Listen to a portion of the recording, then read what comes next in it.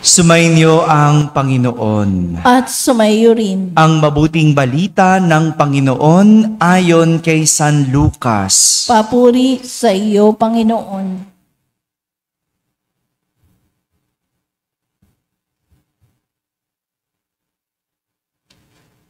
Noong panahong iyon, pumunta si Jesus sa isang bayang tinatawag na Nain.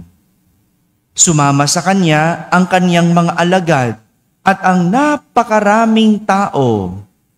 Nang malapit na siya sa pintuan ng bayan, nasalubong niya ang libing ng kaisa-isang anak na lalaki ng isang babaeng balo. Marami ang nakikipaglibing. Nahabag ang Panginoon nang makita ang ina ng namatay at sinabi sa kanya, "Huwag kang tumangis." Lumapit siya at himipo ang kinalalagyan ng patay at tumigil naman ang mga may dala nito. Sinabi niya, "Binata, bumangon ka." Naupo ito at nagsalita at siya'y ibinigay ni Jesus sa kanyang ina. Sinidla ng takot ang lahat at sila'y nagpuri sa Diyos. Sabi nila, "Dumating sa atin ang isang dakilang propeta. Nilingap ng Diyos ang kanyang bayan at kumalat sa buong Judea at sa palibot ng lupain ang balitang ito tungkol sa kanya." Mga kapatid, ang mabuting balita ng Panginoon. Pinupuri ka namin, Panginoong Jesucristo. Umupo ang lahat at makinig sa homilya. Magandang umaga po sa inyong lahat. Magandang umaga sa mga nasa barangay, sa mga nasa tahanan na nagsisimbahan online at sa lahat ng nasa abroad. Kasama kayo sa aming banal na pagdiriwang dito sa ating parokya. Isang kalunos-lunos na pangyayari ang nakita ni Jesus sa isang balo na ililibing ang kanyang anak. Kalunos-lunos. Isang balo, ililibing ang kanyang anak. Kahapon, naalala niyo pa? Yung mga nandito nagsimba kahapon, diba? Pinag-usapan natin yung dalamhati ni Maria. Ano yung dalamhati niya?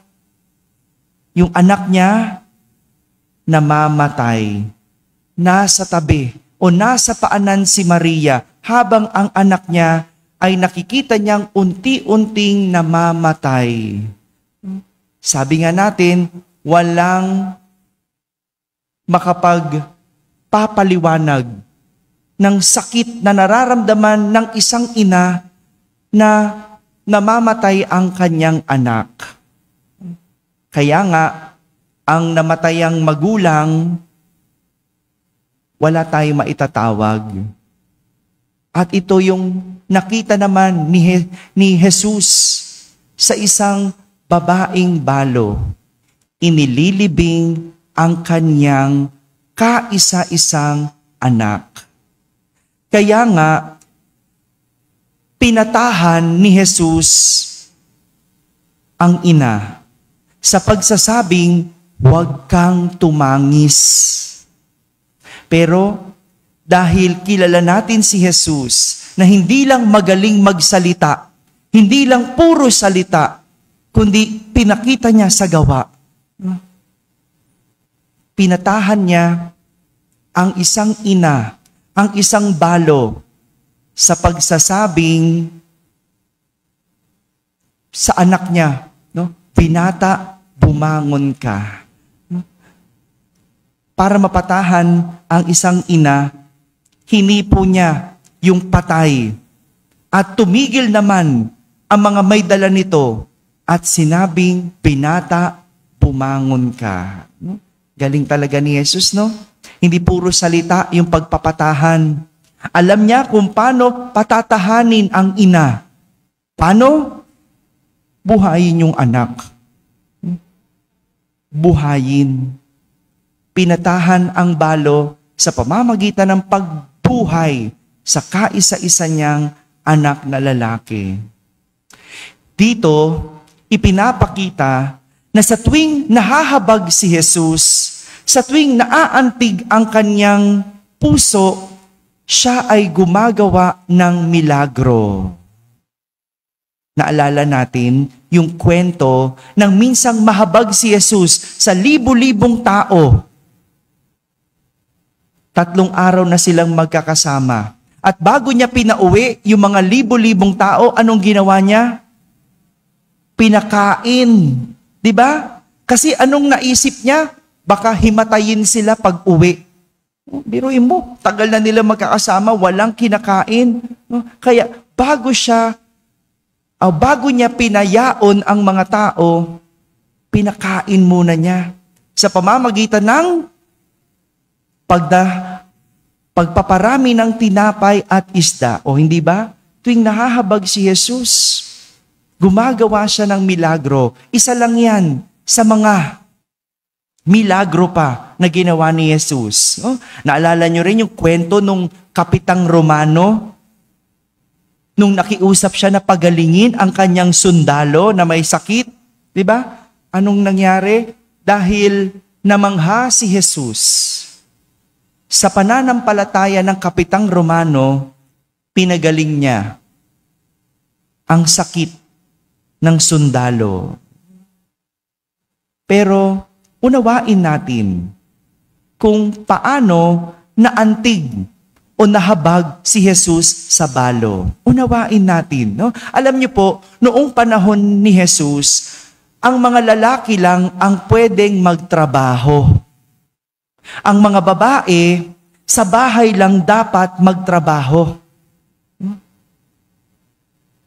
Ibig sabihin, ang pagiging balo na namatayan ng asawang lalaki, ang kanyang pag-asa na mabuhay o magkaroon ng kabuhayan ay nasa kanyang anak na lalaki. 'Di ba? Kasi wala na siyang asawang lalaki, sino magtatrabaho? Meron, yung anak na lalaki. 'Di ba? Kung may anak kang lalaki, kasi lalaki nga lang ang pwede, no? Pero sa kaso ng balo, namatay pa ang kaisa-isa niyang anak na lalaki. Ano ibig sabihin? Wala nang kasama sa bahay, wala nang kasama sa buhay, nawalan pa siya ng katuwang sa hanap buhay. Imagine niyo yun. Paano nakakain yung balo kung walang trabaho? Hello. Mabuti pa sa atin, kahit walang trabaho dito, nakakakain. Hello. Paano nangyari yon? Hindi ko alam, no? Pero nung panahon ni Jesus, hindi ka makakakain kung wala kang trabaho. Itong dahilan, kaya naantig ang puso ni Jesus dahil kaawa-awa ang kalagayan ng balo. Kaawa-awa. At magandang malaman, si Jesus ay may puso sa mga nangangailangan. Siya'y naaantig sa mga sitwasyong walang-wala ang tao. At siya'y gumagawa ng milagro para ang tao ay magkaroon. Diba?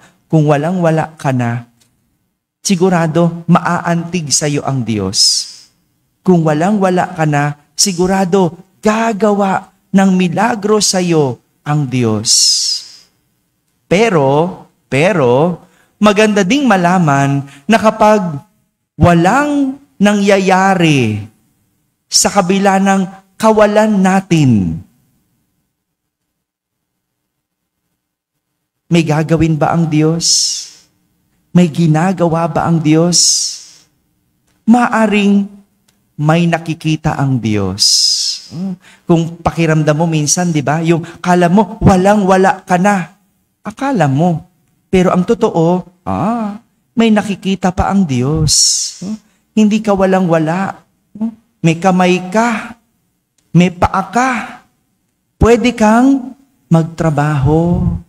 Oh, minsan kasi, kailangan ihiwalay natin yung angal natin sa hinaing natin. Minsan puro tayo angal, reklamo. Yung hinaing, yun yung daing mo. Pero yung angal, reklamo lang yan. Akala mo wala, akala mo naghihirap, pero ang totoo, hindi eh. Hindi ka naman naghihirap, malakas ka nga eh. Kaya mo magtrabaho. Yung iniisip natin, kaawa-awa tayo. Pero ang totoo, nakikita ng Diyos, may maibibigay pa tayo. Yung pakiramdam natin, wala na tayong pag-asa. Pero ang totoo, maling-mali tayo. May pag-asa. Yung akala mo, nakakaawa ka, pero ang totoo, madami ka pang pwedeng magawa. Minsan ganon, di ba? Akala mo walang-wala ka na. Pero ang totoo, may nakikita pa ang Diyos sa iyo. Kaya hindi ka nakakaawa. Meron ka pang pwedeng magawa. Yan lang yung dapat mong makita. Kaya alam mo, sa Diyos, hindi tayo makakaisa.